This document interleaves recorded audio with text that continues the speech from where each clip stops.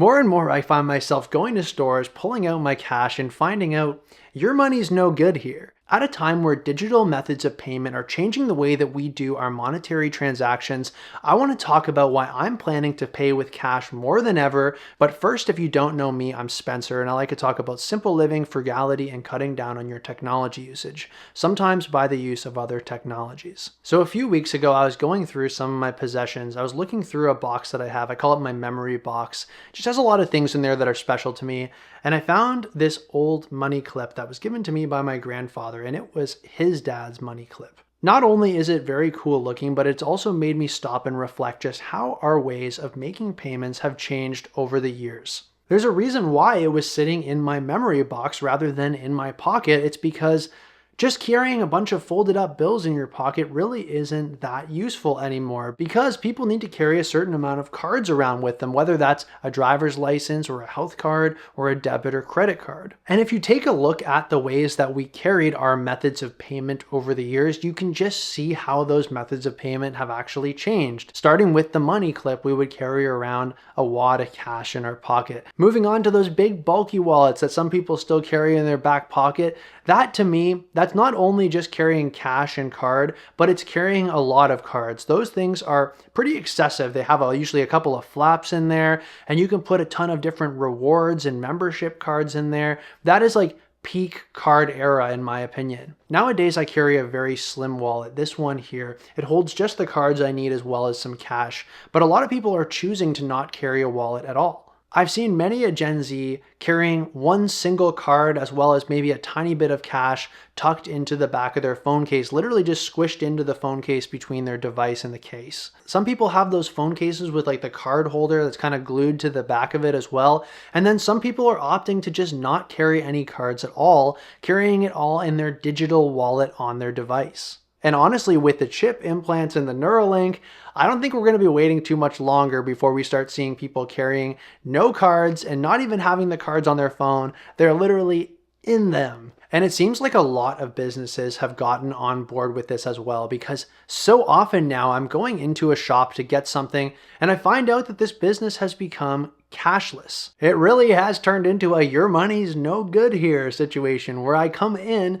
and I go to pull out my bills and they say, we don't accept those. And I'm thinking, you don't want my money? Like you guys just don't want to have, like, I don't get what the idea is behind this. I don't understand. But nevertheless, it is happening, and I'm afraid that a cashless world is in our future. But I'll tell you folks, it's not in my future if I have anything to say about it. I'm putting my money where my mouth is, and today I want to tell you 5 different reasons why I'm going cash only, or at least cash as much as I can in 2025, and why I think you should as well. So the number one reason why I'm moving to use cash as much as I can is because I want to help the small businesses in my community. Now listen, since 2020, it is no secret that small businesses have been hit, and they've been hit pretty hard. And not all of them have been able to recover, or they're limping if they are up at all. And with huge retailers with astronomical buying power trying to corner every market, outpace and outprice them at every turn, I worry that small businesses are on the ropes. And what's more is, since 2020, I feel that more and more people are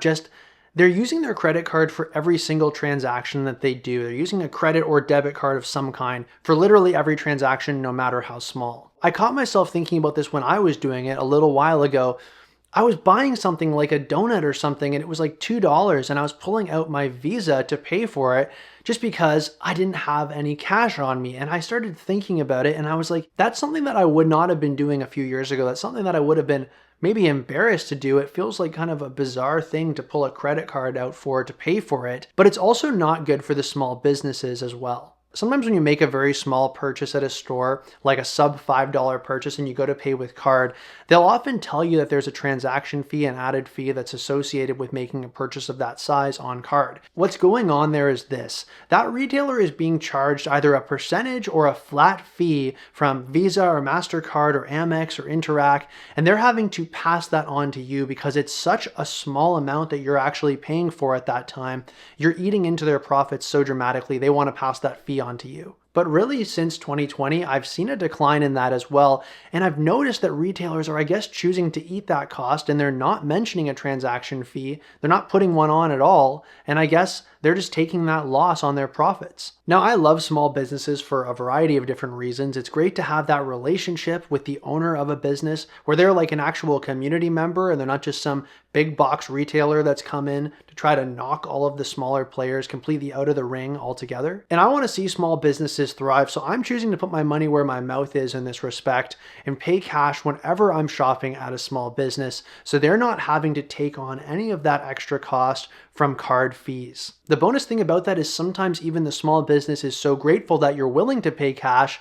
If you're buying something quite large where they're going to be getting charged a percentage from using card, and you're actually willing to pay cash for that, they might split the savings with you that they're not having to spend on that transaction fee. So there you'll be able to get a little bit of a discount for yourself, as well as knowing that a little bit extra money is going into the pocket of a small business. And I think that it's important to build up our communities and to invest in our communities by supporting small businesses as much as possible.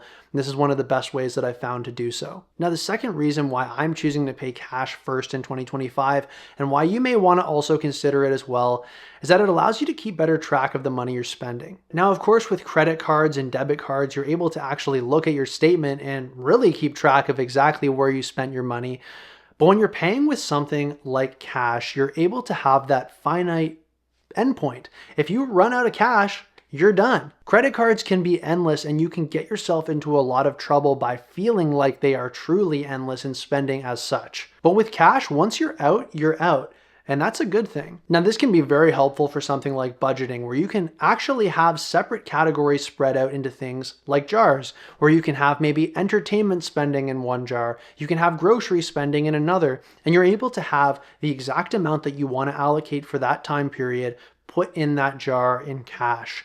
That allows you to have a hard stop that once you've spent that money, you're technically out. Of course, if one of your jars runs empty a little bit earlier than expected, you could move some of the money around from other jars, but it gives you a little bit more of a real physical sense of where your money is going and where you're pulling it from as well. This is something that I think people don't think often enough about as we just blindly move to continue digitizing our lives. There is something valuable that we should try to hold on to in the tangibility of physical stuff. Whether it's physical media or physical money, being able to hold that in your hand, it makes it more real and it makes it more easier to understand and reckon with than digital ever could. So yes, keeping physical currency in your life might be a really good way for you to better keep track of where your money is going. So moving on with that element of tracking, we're going to go to number 3, which is the fact that paying cash, it skips all of the tracking altogether. What I mean by that is that companies are no longer able to track the transactions that you are making. Now, I'm not looking to get super conspiracy about this and tell you all these scary things about Big Brother watching you, but what I'm really trying to say here is that you're going to be better off because you're not going to be targeted for all of these advertisements of things that they want you to buy next. Especially when you're paying with your phone, all of that spending data is going back to the big tech companies so that they can sell it back to retailers so that everybody can market to you better. Some people think that they like personalized ads because at least it's not some unrelated ad for them, and I can kind of see the point of that. But for me, personalized ads is just like, it's the worst way that they can get you to buy stuff you don't really need. It's like, oh, this person likes music. Let's show them these drumsticks that they can buy that you don't need a whole drum set for. It's all just spatial and you can whack around and it does it. That was something that I got shown today and I was very interested. But it's like $200 and I don't need it. And I wouldn't have even known about it if it wasn't for tracking, marketing that to me. If you can sit down right now and you can say, I am content, I am enough, and I have enough, then you do not need personalized marketing based on the tracking on your phone. You don't need any of the things that they're going to show you. It might be stuff that's interesting to see. It might be stuff that is, again, relevant to the niche interests you have, but it's ultimately junk and it's ultimately stuff that we don't need most of the time. And the facts are there. People buy more when they are constantly being berated by advertisements, and personalized advertisements are going to make them buy even more. And I don't want that. So I am going cash as much as I can to make the job of big tech marketing to me a little bit harder. So moving on to reason number 4 why I intend to pay cash as much as I can in 2025 is because it prevents me from going online to do my shopping. At this point, you cannot feed bills into your computer to pay for items online. So this will dramatically cut down on the amount of things that I can buy on the net. What's more is that you're rarely going to be supporting small businesses by buying online. You're most likely buying from some mega corporation like Amazon. And if you are buying from some small retailer by chance, it's going to be getting shipped a pretty great distance and increasing the carbon footprint of doing so. To add to that, if there is a product that you could buy online from a small business, take a look first in your community to see if you can find that product locally. Obviously, supporting a small business is a pretty good thing either way, but I think it's really important to build up our communities and try as much as possible to keep our money within our communities to see the change that we want to see in our neighborhoods. So though, of course, I am guilty of buying things on Amazon, I want to try my best to not give my money to Bezos as much as possible and all of the giant online megacorps that make it so easy for you to just click a button and have a product arrive at your doorstep. Okay, so the 5th reason why I am paying cash in 2025 and why I think you should too is because it allows for the ability to barter. Cash is king, and whipping out the money just has an effect on people where you're just able to get a better deal when you show them the money. Now, I do this all the time to get a better deal, whether that's at a garage sale or on my local buy and sell marketplace.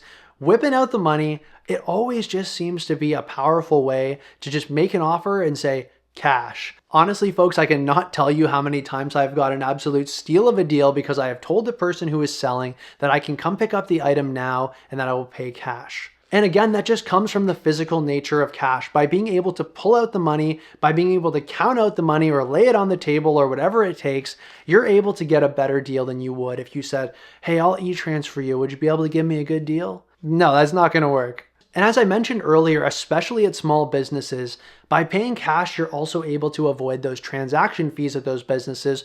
And very oftentimes, those businesses are willing to make a little bit of a concession for you, give you a little bit of a better deal on big ticket purchases if you're willing to pay cash for those things. Now, your Amex card may have some cachet with some, but there is no more cachet that you're going to get from me than when you whip out a wad of cash and you make an offer on something. That's just about it for today, folks. A few of the reasons why I think we should think twice about this cashless society, not use cash less, but use cash more into the future. You know, I said at the beginning of this video that I couldn't quite see the point of using something like a money clip, but I think those times that I'm not driving, that I don't need to carry my driver's license around with me, I'm going to use the money clip instead of my wallet, so I'm only carrying cash around with me. Now, I've shown you this before, guys, but I also have this sweet little change wallet that I got from my grandpa as well. And this is a great way for me to just carry that exact change around if I want to make sure that I'm just paying exact, or if I'm making a very small transaction and I don't want to break a bill. As you can see, this does not take up very much room, and you are going to be more intentional with spending your money because you will only have this much. Let me know in the comments what you thought of this video. If you're carrying cash or if you are intending to do so in the future, what you think of this cashless society that we seem to be moving toward. I don't really like it myself. I'd be interested to hear what you think. Thank you very much for watching, and I'll see you in the next one.